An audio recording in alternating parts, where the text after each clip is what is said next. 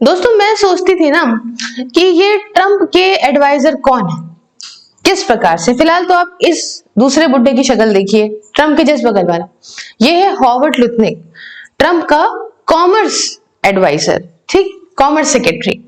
अब जब इस प्रकार के लोग होंगे इसके एडमिनिस्ट्रेशन में, तो ऑब्वियस सी बात है कि इसको बुद्धि देने वाला कौन होगा। ये अब इसी में ही मैं कवर कर देती हूँ। अभी की न्यूज है पीटर नवारो की, जो वही बुढ़ा, वही जो मैं जिसके बारे में बताती रहती हूँ, जो मोदीज वॉर और ये सब बोलता रहता है, उस इंसान ने भी अभी फिर से एक स्टेटमेंट दिया है कि कांट हैंडल द ट्रूथ, है ना, कि भैया भारत को तो जो है सच्चाई जो है वो हजम नहीं हो रही है, वो हैंडल नहीं कर पा रहे हैं, दुनिया भर की बात है ना। इधर उधर जा रहे हैं और इधर उधर से जाके जो है वो चाइना रशिया के पाले में जा रहे हैं।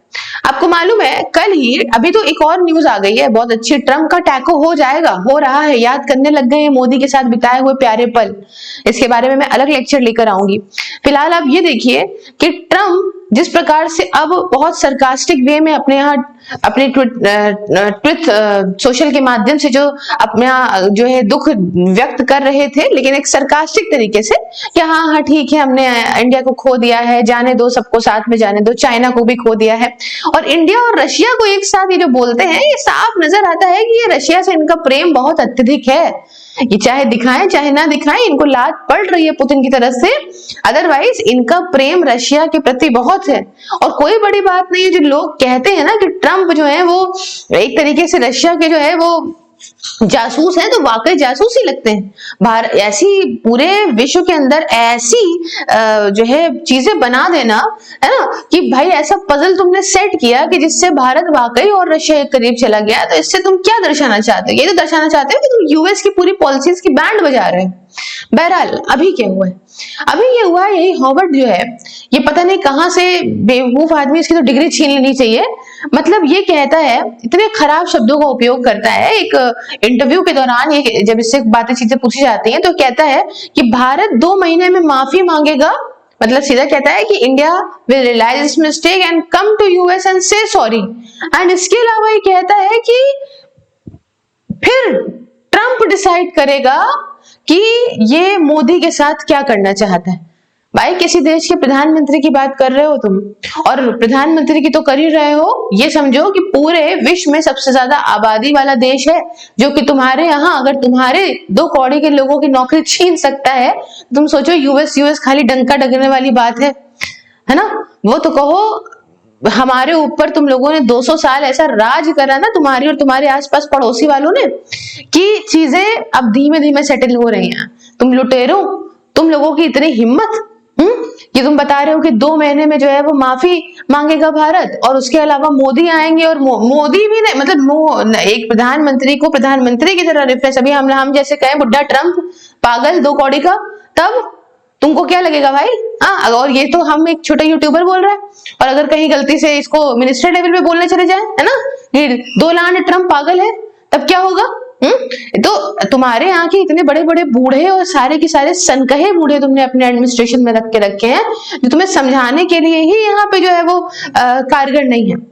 लेकिन इस बात को बहुत ज्यादा यहाँ पे सीरियस लेने वाली बात यह है कि अब इनके ऑफिशियल एक ही बात बोल रहे हैं। जो समझदार लोग हैं, मैंने कल आपको बताया था, इनके एक्स एनएसए उनकी स्टेटमेंट बताई थी कि ट्रम्प अपनी फैमिली को किसी प्रकार से फायदा पहुंचाने के लिए क्रिप्टो के चक्कर में ये पाकिस्तान को अपनी गोदी में बैठा रहे हैं। भारत जैसे एक स्ट्रेटेजिक पार्टनर जो बहुत जरूरी है यूएस के लिए साउथ ईस्ट के अंदर, वो उसको खो रहे हैं, उसको डाल रहे हैं रशिया चाइना के पाले में। चाइना अलग ही अपना खुश हुआ जा रहा है। कांग्रेसमैन बहुत सारे आवाज उठा रहे हैं, कुछ इनके विपरीत है वो तो उठा ही रहे हैं, जो इनके साथ है वो भी कह रहे हैं बेटा ये पछताओगे, क्या हो गया, सनक गए हो क्या तुम?